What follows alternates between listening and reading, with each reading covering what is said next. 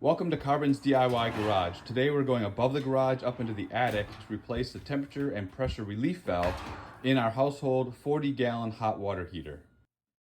As you know from previous videos on the hot water heater, you should be maintaining this once a year by draining it and then also testing your T&P valve. And to test it, you just take this lever, you flip it up, you let water out, it'll run out. Now, my water heater is here in the attic, so the water runs out through the tubing, goes all the way through the house outside.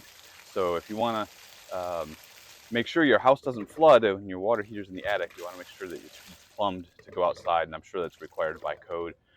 Makes it a little bit more challenging to replace the valve because you can't just unthread it. You've got to separate the plumbing here, so we'll take care of that. But the problem here is that it is leaking. So when I close the valve and snap it back, it continues to drip a little bit of water outside the house. So I've tried all the usual tricks, let it snap back to try to clear it up, and it's not resolving it. So I'm going to go ahead and replace it.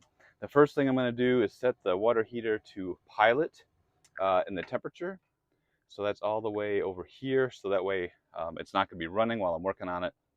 And then I need to drain the water so that it is below the hole in the water heater. So when I remove the valve, it's going to be, water's not going to come gushing out. So I've already replaced this shutoff or the drain valve. It's not the factory one.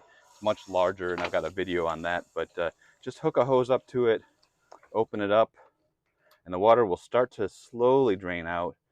But if you go downstairs and you open up a hot water tap, that'll allow air into the system. And obviously you want to shut off your cold water supply up at the top so that water's not just filling back into the hot water heater.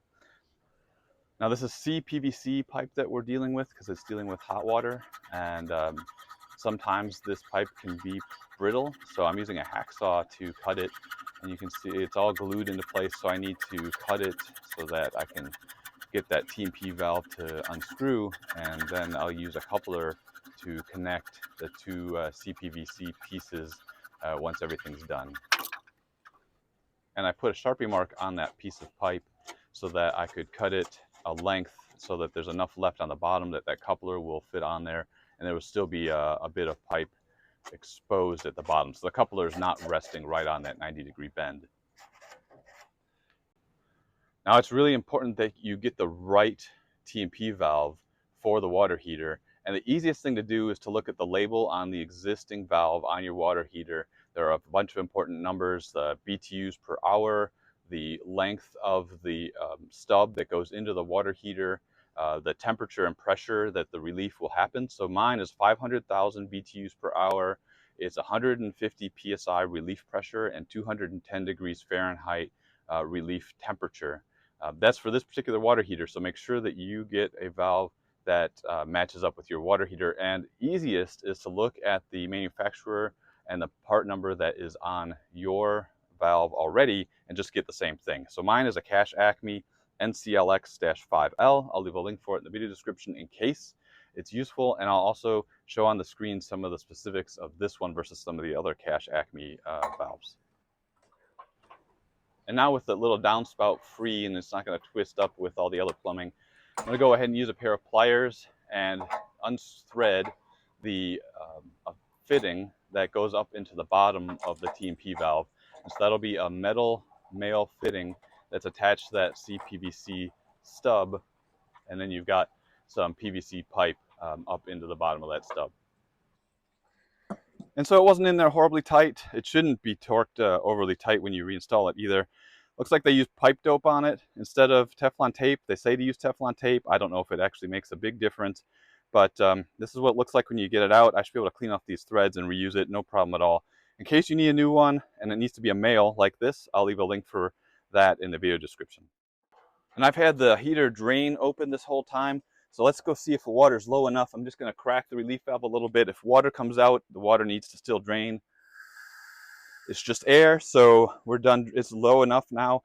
Go ahead and close the drain off, and we can save whatever water's left in the water heater. Depending on how tightly your valve is into the water heater, you may need to use a pipe wrench to break it loose. I'm going to go ahead and start with the pipe wrench and then go to a smaller set of pliers once I get it free. And then just go ahead and back it out. One thing to keep in mind, the water in your water heater is probably still hot, so it's probably still putting pressure inside the water heater. So make sure you either have a faucet open somewhere in the system, or have the vent on your T&P valve open, just to keep equalized pressure. Otherwise, you'll get a little bit of popping when the valve comes out, like I did. Before you go and install your new valve, you want to make sure that they are identical. So mine are the same part number, so they had better be identical. But you can see they're the same size, same length, temperature probe, same opening at the bottom, and most importantly, the labels on the front are the same and have the same numbers on them. So definitely the same part. We'll go ahead and get this ready to get installed. Before we install the new valve, we'll wrap it with a couple of layers of Teflon tape.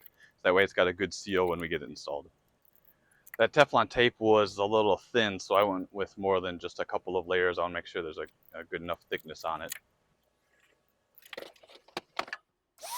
Before installing the new valve, I've got my shop vac, and I'm just going to run my shop vac inside there and try to suck out any debris or sludge or whatever it might be in that hole, just to try to clean out the threads inside the tank, and then try to prevent any future buildup inside the new valve.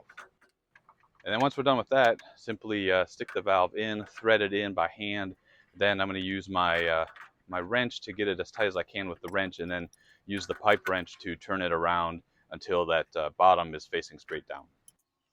So now the valve should be sealed into the tank, and the tank should be waterproof. So I'm going to go ahead, and I've already got the drain valve shut. I'm going to open the cold water inlet and start filling up the tank.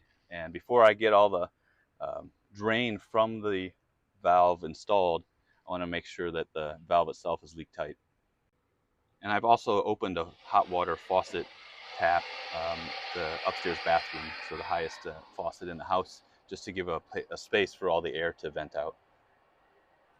With no leaks coming out of the valve and the tank completely full, now I'm going to go ahead and finish up the plumbing. So first I'll put the coupler on the bottom stub of pipe, just a little bit of gold CPVC glue inside the coupling and around the outside of the pipe.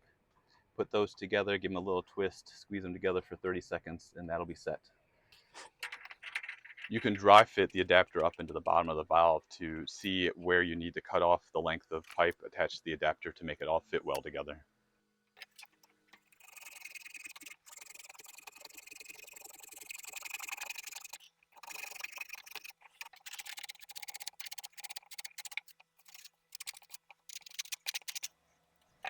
With the pipe cut to length, we'll put on some Teflon tape, and then we can go ahead and install it in the bottom of the valve.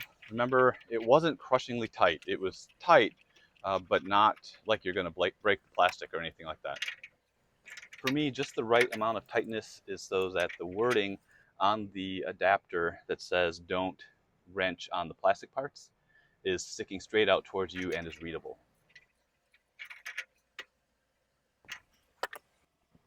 And all that's left is to put some glue on the stub from the adapter, glue in the coupling, push them together, hold them together for about 30 seconds, and you should be good to go. And that is all there is to it. It's a lot faster even if you don't have to mess around with the plumbing that takes the water out of the attic. I just have to clean up, take the temperature on the water heater from pilot back to where we normally keep it, disconnect the hose from the drain line, the cold water is already open, the tank is already full.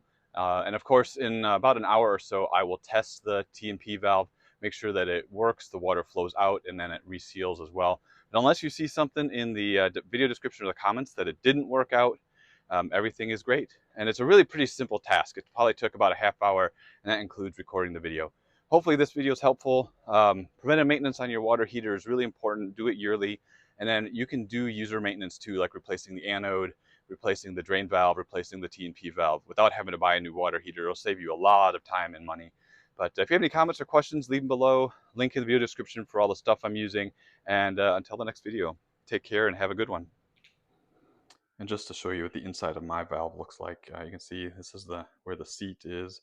It doesn't look too terrible, but there is some buildup in there. And then looking down here at the bottom of the valve, you know, it's not nearly as bad as I've seen some on YouTube and other videos. But anyway, It was enough to cause it to leak slightly, and I'm glad I replaced it.